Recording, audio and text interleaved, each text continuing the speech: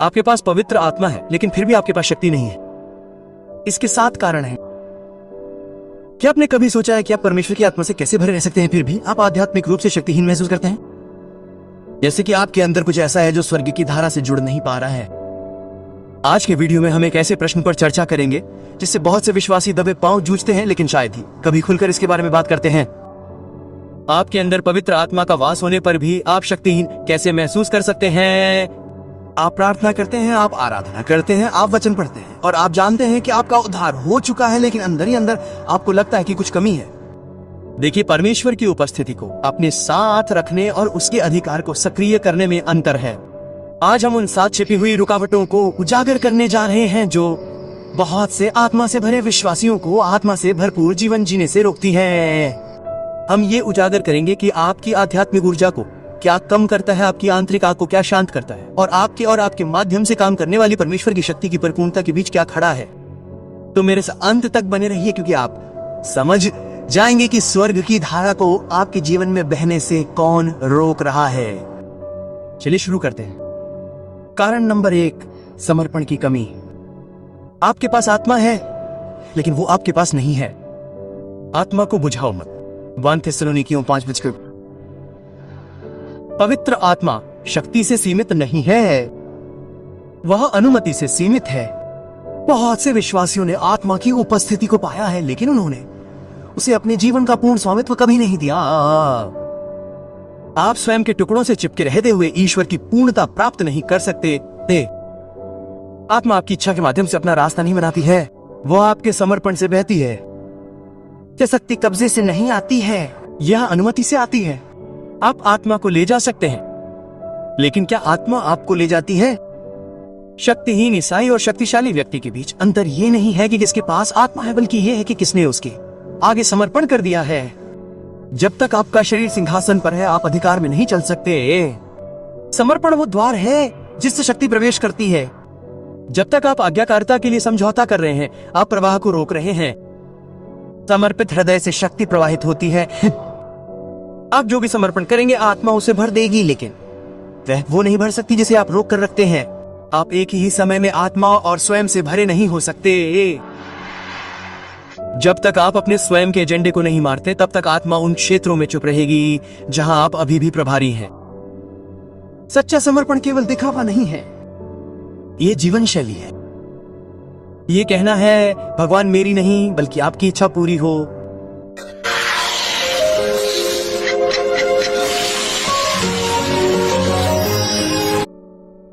ये जीवन शैली है।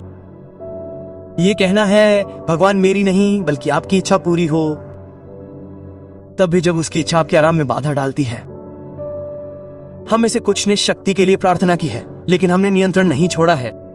हम चाहते हैं कि आत्मा आगे बढ़े, लेकिन हम उसके रास्ते से नहीं हटते। पवित्र आत्मा कोई मेहमान नहीं है जिससे मिलने जाया जाए, वह एक स्वामी है जिसका पालन किया जाना चाहिए। यदि आप उसकी शक्ति चाहते हैं, तो उसे अनुमति दें। उसे अपनी योजनाओं को फिर से व्यवस्थित करने दें, अपनी अपेक्षाओं को फिर से लिखें और अपने आराम क्षेत्र को फिर से परिभाषित करें, क्योंकि जिस स्थान पर आप नियंत्रण खो देते हैं, वो स्थान है जहां वो पहुंचता है। और जब वो पहुंचता है तो शक्ति प्रकट होने लगती है। उम्मीद है, अभिषेक योग्यता पर निर्भर नहीं करता, यह उपलब्धता पर निर्भर करता है। सवाल यह नहीं है कि आपके पास पवित्र आत्मा है या नहीं, सवाल यह है कि क्या पवित्र आत्मा आपके पास है। कारण नंबर 2, आध्यात्मिक पहचान की अज्ञानता। शक्ति के लिए जागरूकता की आवश्यकता होती है। मेरे लोग ज्ञान की कमी के कारण नष्ट हो गए हैं। होशे 4:6। आप उस पर नहीं चल सकते जिसे आप नहीं समझते। पवित्र आत्मा आपको केवल सशक्त ही नहीं बनाती, वो आपको परिभाषित करती। लेकिन जब आप नहीं जानते कि आप कौन है, तो आप अपनी विरासत के नीचे रहेंगे। बहुत से विश्वासी उन चीजों के लिए प्रार्थना करते हैं जो उनके पास पहले से है, क्योंकि वे नहीं जानते कि वे पहले से क्या रखते हैं। क्यों? वे पहले आप केवल बचाए नहीं गए हैं, आप स्वर्गीय स्थानों में मसीह के साथ बैठे हैं। इफिसियों, आप केवल इंसान नहीं हैं, आप दिव्य प्रकृति के वाहक हैं। 2 पतरस 1:4। पवित्र आत्मा आपके बगल में नहीं है, वो आपके भीतर निवास करता है।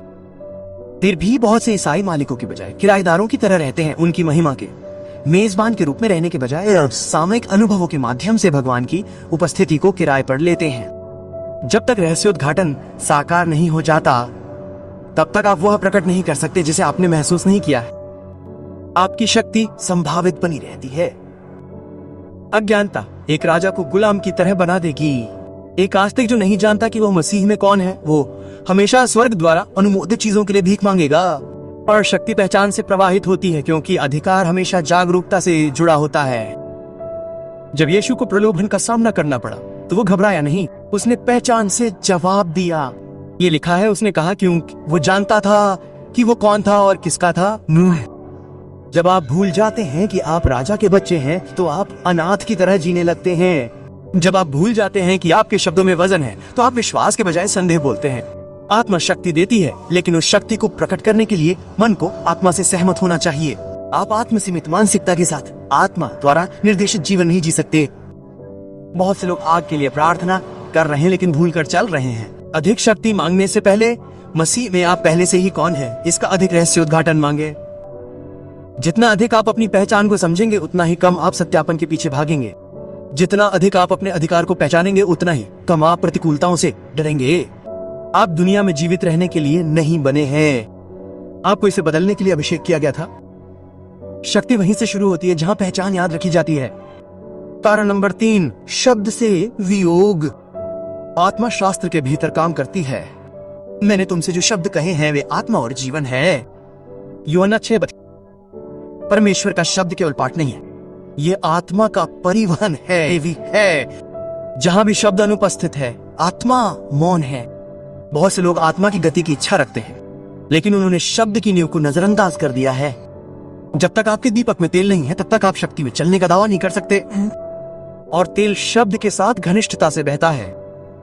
पवित्र आत्मा शास्त्र की पटरियों पर सवार है, वो सच्चाई पर यात्रा करता है। यदि आप शब्द से वियोग करते हैं तो आप उसकी वाणी से वियोग करते हैं। भावनात्मक आराधना आपको उत्तेजित कर सकती है लेकिन शब्द आपको स्थिर करता है। आत्मा और शब्द प्रतिस्पर्धी नहीं है, उन्हें मजदूर कहा जाता है। जब ईश्वर की इच्छा को प्रकट करता है और आत्मा आपको उसे पूरा करने की शक्ति देती है। शब्द के बिना आप भावनाओं को मुठभेड़ के लिए गलत समझते हैं। सच्चाई के बिना शक्ति प्रभाव के बिना शोर बन जाती है। शास्त्र वो नाली है जिसके माध्यम से आत्मा खुद को व्यक्त करती है। जिस तरह बिजली को प्रवाहित होने के लिए तारों की जरूरत होती है, उसी तरह आत्मा को अपनी शक्ति संचालित करने के लिए शब्दों की जरूरत होती है। जब आपकी आत्मा के तार रहस्य उद्घाटन से अलग हो जाते हैं तो आप वोल्टेज की उम्मीद नहीं कर सकते। जितना अधिक शास्त्र आप में रहेगा उतना ही अधिक स्वर्ग आपके माध्यम से प्रवाहित होगा। यीशु ने शत्रु को चिल्लाहट से नहीं बल्कि शास्त्र के माध्यम से हराया। ये लिखा गया था कि ये उनका हथियार था और ये हमारा होना चाहिए। जब आप शब्द को आत्मसात करते हैं तो आत्मा आपके अधिकार को बढ़ाती है। शत्रु उस आस्तिक से डरता है जो न केवल जीभ में प्रार्थना करता है बल्कि दृढ़ विश्वास के साथ शब्द बोलता है। ये शक्ति तब शुरू होती है जब आप वो बोलना शुरू करते हैं जो भगवान पहले ही कह चुके हैं। आपके द्वारा याद किया गया प्रत्येक पद एक तलवार बन जाता है जिसे आत्मा चला सकती है। शब्द इतिहास की किताब नहीं है, ये एक जीवित धारा है। यदि शास्त्र के साथ आपका रिश्ता सहज है तो आत्मा के साथ आपका रिश्ता उथला होगा। लेकिन जब शब्द आपकी दैनिक रोटी बन जाता है तो आत्मा आपकी दैनिक शक्ति बन जाती है, क्योंकि आत्मा वहीं सांस लेती है जहां शब्द रहता है। और यदि आप अपने जीवन में ईश्वर की शक्ति को बहते हुए देखना चाहते हैं तो अपनी आत्मा में शब्दों को तब तक गहराई से बोएं जब तक कि सच्चाई आपकी दूसरी भाषा न बन जाए और शास्त्र आपकी स्वाभाविक प्रतिक्रिया न बन जाए। क्योंकि जब शब्द आपके मन को भरता है तो आत्मा आपके जीवन को भर देती है, और जहां आत्मा भरती है वहां शक्ति उमड़ती है। कारण नंबर 4, क्षमा न करना और आंतरिक प्रदूषण। आत्मा एक भरे हुए हृदय से नहीं बह सकती। हे ईश्वर, मेरे अंदर एक स्वच्छ हृदय बनाओ और मेरे भीतर एक सही आत्मा का नवीनीकरण करो। भजन 51:10। पवित्र आत्मा पवित्रता में निवास करती है, पूर्णता में नहीं। शक्ति प्रदूषित पाइपलाइनों से नहीं बहती। आप अभिषिक्त हो सकते हैं लेकिन फिर भी बाधित हो सकते हैं, बाहर प्राप्त कर सकते हैं लेकिन फिर भी सीमित हो सकते हैं। ईश्वर के घर में मौजूद हो सकते हैं लेकिन ईश्वर की गति से अलग हो सकते हैं, क्योंकि आपका हृदय वो ले जा रहा है जो स्वर्ग में नहीं रह सकता। ईश्वर की आत्मा एक निर्मल, निरंतर, जीवित और जीवनदायी नदी की तरह है। लेकिन जब आपकी आत्मा के चैनल कड़वाहट, अपराध, ईर्ष्या, घमंड या क्षमा न करने से अवरुद्ध हो जाते हैं तो वो नदी स्वतंत्र रूप से नहीं बह सकती। और एक स्थिर नदी जीवन नहीं बल्कि मृत्यु को जन्म देती है। आप अपने मुंह से हालेलुया चिल्ला सकते हैं, लेकिन आपके दिल में अभी भी नफरत है। लेकिन आत्मा विभाजित मिट्टी से नहीं बहेगी। आत्मा दर्द से जकड़े हुए लोगों को शक्ति नहीं दे सकती। बहुत से विश्वासियों में आत्मा की कमी नहीं होती, उनमें आध्यात्मिक संचार की कमी होती है। उन्होंने शक्ति को अपने अंदर कैद कर लिया है क्योंकि उनके हृदय दूषित हो चुके हैं और वे उसे बाहर निकालने से इनकार करते हैं। इसलिए दाऊद ने नए अभिषेक के लिए नहीं बल्कि एक स्वच्छ हृदय के लिए प्रार्थना की। वो जानता था कि शक्ति प्रदर्शन से नहीं बल्कि पवित्रता से बनी रहती है। भगवान एक चरवाहे का अभिषेक कर सकते हैं, लेकिन वो खट्टी आत्मा का अभिषेक नहीं कर सकते। गंदा बर्तन पवित्र तेल नहीं ले जा सकता। जब आप क्षमा करते हैं तो आप अपराध को माफ नहीं कर रहे होते हैं, आप अपनी आत्मा को साफ कर रहे होते हैं। आप वो चैनल खोल रहे होते हैं जिसके माध्यम से दिव्य शक्ति का प्रवाह वापस आ सकता है। क्षमा एक भावनात्मक एहसास नहीं है, ये एक आध्यात्मिक लेन देन है। ये आपके द्वारा बंधन पर स्वतंत्रता, कड़वाहट पर पूर्णता का चयन करना है। ये कहना है, भगवान मुझे विश्वास है कि आप मुझे चोट पहुंचाने वाली चीजों को संभालेंगे। और जब आप ऐसा करते हैं तो कुछ अलौकिक होता है। प्रवाह वापस आ जाता है, स्वर्ग आपके हृदय में वापस आ जाता है और शक्ति फिर से काम करने लगती है। शुद्धिकरण हमेशा अभिषेक से पहले होता है। दाऊद पर तेल बहने से पहले शमूएल को कुप्पी तोड़नी पड़ी। टूटन भीतर की चीजों को बाहर निकालती है।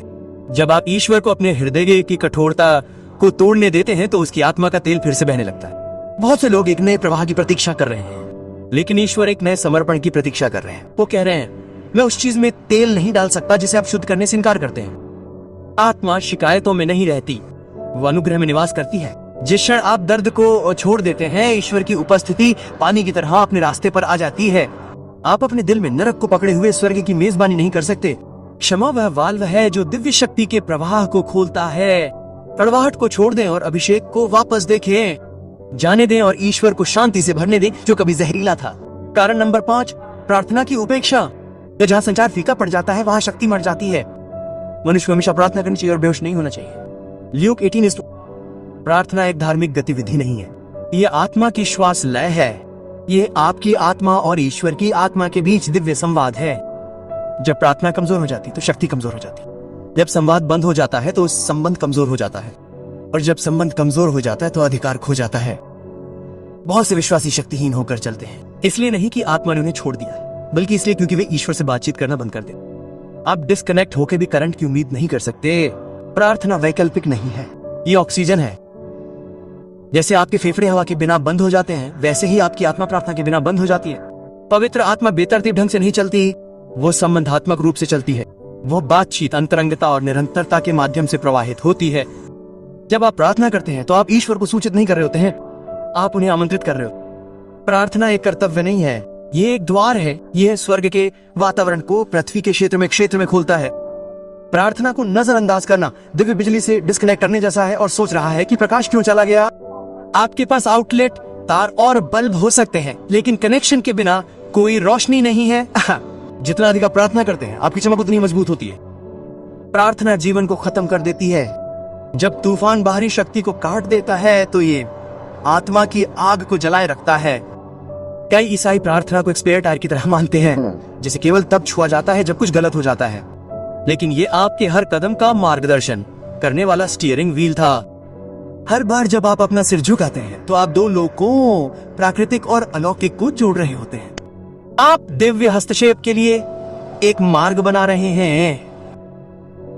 यीशु ने खुद लगातार प्रार्थना की, अक्सर पिता के साथ संवाद करने के लिए भीड़ से दूर हो जाते थे। अगर ईश्वर के पुत्र को निरंतर संचार की आवश्यकता थी, तो हम कमजोर लोगों को कितनी अधिक आवश्यकता होगी। प्रार्थना लंबाई के बारे में नहीं है, ये जीवन के बारे में, यह वाक्पटुता के बारे में नहीं, ये आदान प्रदान के बारे में। ये वो जगह है जहां आपकी चिंता पूजा से आपकी उलझन स्पष्टता से, आपका डर विश्वास से बदल जाता है। आपका डर विश्वास से बदल जाता है। पवित्र आत्मा की शक्ति निरंतर संचार के माध्यम से बनी रहती है। जब आप प्रार्थना करते हैं तो आप अपनी आत्मा को चार्ज करते हैं। जब आप रुक जाते हैं तो आप अपनी लौ को धीमा कर देते हैं। एक प्रार्थनाहीन ईसाई उस सैनिक की तरह है जिसके पास हथियार नहीं है, कवच से लैस है, लेकिन युद्ध में शक्तिहीन है। जब प्रार्थना मर जाती है तो जुनून मर जाता है। जब जुनून मर जाता है तो शक्ति आती है। इसलिए पौलुस ने कहा, निरंतर प्रार्थना करते रहो। 2 थिस्सलुनीकियों 5:17। क्योंकि प्रार्थना आपकी आत्मा को जीवित रखती है, आपके विश्वास को सक्रिय रखती है और आपके संबंध को स्पष्ट रखती है। दुश्मन चर्च जाने वाले ईसाई से नहीं डरता, वह प्रार्थना करने वाले से डरता है, क्योंकि प्रार्थना आपकी आत्मा की स्थिति को बदल देती है। ये आपको डर से ऊपर उठाती है, आपको उद्देश्य में केंद्रित करती है और आपको स्वर्ग की धारा के साथ जोड़ती है। आई देखो तो, आज हम फिश लाया है, फ्रेश, बिल्कुल ताजा, स्वाद एकदम अलग होगा। अरे तुसी फ्रेश करती है और आपको स्वर्ग की धारा के साथ जोड़ती है। इसलिए केवल तब प्रार्थना करें जब आपको कुछ चाहिए। प्रार्थना करें क्योंकि इसके बिना आप शक्तिहीन हैं। लाइन खुली रखें, आग को जलाए रखें और अपनी आत्मा को चार्ज रखें, क्योंकि जब प्रार्थना आपकी जीवन शैली बन जाती है तो शक्ति आपका स्वभाव बन जाती है। कारण नंबर 6, आध्यात्मिक शालीनता। शक्ति आराम के क्षेत्र में नहीं पनप सकती। उन लोगों के लिए हाय जो सियोन में आराम करते हैं। आमोस 6:1। पवित्र आत्मा की शक्ति को आराम की गोद में आराम करने के लिए कभी नहीं बनाया गया था। यह समर्पण की आग में पैदा हुई थी। आत्मा की शक्ति गतिशील है, ये चलती है, ये सांस लेती है, ये बाधा डालती है, ये बदल देती है। जहां भी वो चलती है वो आगे बढ़ती है। लेकिन जब एक विश्वासी आत्मा में स्थिर हो जाता है, भूख में स्थिर हो जाता है और आध्यात्मिक औसत दर्जे में संतुष्ट हो जाता है, तो आग बुझने लगती है। आत्मसंतुष्टि अभिषेक का मौन हत्यारा है। ऐसा नहीं है कि आत्मा ने आपको छोड़ दिया है, बल्कि आपकी भूख ने उसे छोड़ दिया है। आप स्वर्ग की आग को सहकर गुनगुना नहीं रह सकते। आत्मा उन लोगों को सशक्त नहीं करेगी जिन्होंने निष्क्रियता के साथ शांति बना ली है। पवित्र आत्मा आराम में नहीं रहती, वह प्रतिबद्धता में निवास करती है। हर पुनरुद्धार, हर जागृति, दिव्य शक्ति का हर उद्भव उन लोगों के माध्यम से पैदा हुआ था जो आराम से रहने से इनकार करते थे। उन्होंने लंबे समय तक प्रार्थना की गहरा विश्वास किया, तेजी से आज्ञा का पालन किया। वे भगवान की महिमा को प्रकट होते देखने के लिए असहज होने को तैयार थे। पवित्र आत्मा उम्मीद के माहौल में पनपती है। जब भूख मर जाती है तो स्वर्ग की गतिविधि रुक जाती है।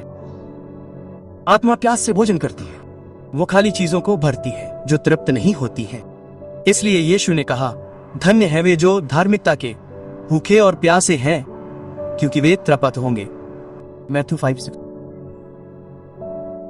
जब आप पहले से ही खुद से, दिनचर्या से, घमंड से और पर्याप्तता से भरे हुए हैं, तो आप पूर्णता प्राप्त नहीं कर सकते। आत्मा हताशा की ओर खींची चली जाती है। शक्ति वहां से शुरू होती है जहां आराम खत्म होता है। आप उथलेपन से अलौकिक कदम देखना चाहते हैं, आप परिवर्तन देखना चाहते हैं। आध्यात्मिक पूर्वानुमान की सुरक्षा को छोड़ दें। आप नाव से चिपके हुए पानी पर नहीं चल सकते। शक्ति गति में प्रकट होती है। जब आप चलते हैं तो आत्मा चलती है। जब आप फिर से विश्वास करने, फिर से प्रार्थना करने, फिर से खिंचाव करने की हिम्मत करते हैं तो आग फिर से जल उठती है, तो आग फिर से जल उठती। पुनरुद्धार निष्क्रिय के पास नहीं आता, यह लगातार आता है। हर बार जब आप आराम से बाहर निकलते हैं और गंभीरता से कदम रखते हैं तो स्वर्ग प्रतिक्रिया देता है। भगवान परिपूर्ण जहाजों की तलाश में नहीं है, वो जोशीले लोगों की तलाश में है। आरामदायक हमेशा चमत्कार देखेंगे, लेकिन प्रतिबद्ध हमेशा उनमें चलेंगे। कारण नंबर 7, आज्ञाकारिता की कमी। आत्मा उन लोगों को शक्ति देती है जो उसके नेतृत्व का पालन करते हैं। हम इन बातों के गवाह हैं। और पवित्र आत्मा में जिसे भगवान ने उन लोगों को दिया है जो उसका पालन करते हैं। प्रेरितों के काम 5।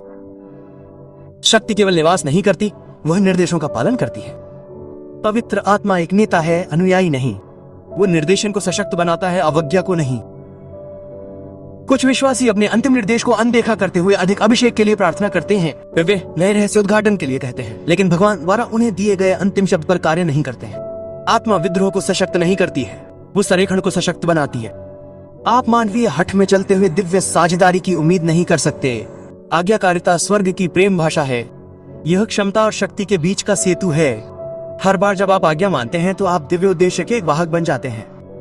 जब भगवान कहते हैं कि क्षमा करें और आप क्षमा करते हैं तो शक्ति प्रवाहित होती है। जब वो कहते हैं कि बोलो और आप बोलते हैं तो शक्ति प्रवाहित होती है। जब वो कहते हैं कि प्रतीक्षा करें और आप प्रतीक्षा करते हैं तो शक्ति प्रवाहित होती है। आत्मा का अभिषेक मिट्टी की आज्ञाकारिता में तीव्र होता है। जिन चमत्कारों के लिए आप प्रार्थना कर रहे हैं वे आपकी अधीनता के दूसरी ओर प्रतीक्षा कर रहे हैं। पीटर ने निर्देश का पालन किए बिना मछली नहीं पकड़ी, दूसरी तरफ अपना जाल डाले। यूहन्ना 21:2। और मनुष्य तब तक चंगा नहीं हुआ जब तक उसने यरदन नदी में डुबकी नहीं लगाई। विधवा ने तब तक भोजन नहीं देखा जब तक उसने आलिया की आज्ञा का पालन करके अपने शरीर की आखिरी बूंद तक तेल नहीं डाला।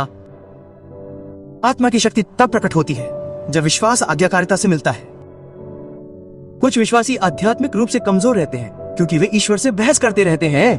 वे उसके निर्देशों पर बहस करके अपने उद्धार में देरी करते हैं। लेकिन आत्मा तब नहीं चलती जब विद्रोह का शासन होता है। शक्ति केवल सुनने वालों की नहीं होती, ये उनका है जो अनुसरण करते हैं। यीशु ने कहा, यदि तुम मुझसे प्रेम करते हो तो मेरी आज्ञाओं का पालन करो। यूहन्ना 14:5। प्रेम आंसुओं से नहीं परखा जाता, ये भरोसे से परखा जाता है। जब आप ईश्वर का पालन करते हैं, तब भी जब आप उसे नहीं समझते हैं, स्वर्ग वह देता है जिसे आप संभाल नहीं सकते। सेकंड्स, शक्ति भरोसे के लिए स्वर्ग का इनाम है। पवित्र आत्मा उन बर्तनों में तेल नहीं डालेगी जो अवज्ञा के कारण रिश्ते हैं। समर्पण का हर कार्य आपकी आध्यात्मिक क्षमता को बढ़ाता है। जब आप आत्मा के साथ कदम से कदम मिलाकर चलते हैं तो उसकी शक्ति आपकी रणनीति बन जाती है। आप पाएंगे कि आप अपनी क्षमता से अधिक काम कर रहे हैं, अपनी बुद्धि से अधिक बोल रहे हैं, अपनी क्षमता से अधिक प्यार कर रहे हैं। ये ईश्वरीय सशक्तिकरण का प्रमाण है। आज्ञाकारिता अति प्रवाह को खोलती है। रसोई शक्ति प्रभावित करने के लिए नहीं बल्कि ईश्वरीय उद्देश्य को पूरा करने के लिए प्रवाहित होती है। आत्मा की शक्ति प्रदर्शन के लिए नहीं बल्कि उपयोग के लिए दी गई है। ईश्वर आपको प्रशंसा पाने के लिए अभिषेक नहीं करते हैं, वो आपको प्रभावी होने के लिए अभिषेक करते हैं। इसलिए यदि आप पवित्र आत्मा के लिए अधिक प्रार्थना कर रहे हैं तो शायद वो समय आ गया है जो उसने पहले ही कहा है, क्योंकि शक्ति केवल मांगने से नहीं आती है, यह संरक्षित करने से आती है। जब पवित्र आत्मा आप पर आएगी तो आपको शक्ति प्राप्त होगी। प्रेरितों के काम। लेकिन वो शक्ति तभी प्रकट होगी जब आप अपनी इच्छा को उसके सामने समर्पित कर देंगे। आज्ञाकारिता के बिना पवित्र आत्मा का होना बिना चाबी घुमाए कार के मालिक होने जैसा है। इसकी क्षमता बिना गति के है। आपके भीतर की आत्मा शांत नहीं है, वो सक्रिय होने का इंतजार कर रही है। शक्ति कब्जे में नहीं है, ये भागीदारी में है। जब आप समर्पण करते हैं, जब आप प्रार्थना करते हैं, जब आप बाहर निकलते हैं, जब आप आगे मानते हैं तो वो आगे बढ़ते हैं, तो वो आगे बढ़ता है। ईश्वर की शक्ति स्वर्ग से गिरने का इंतजार नहीं कर रही है, ये आपके भीतर से बहने का इंतजार कर रही है। आपके पास पहले से ही इसका स्रोत है।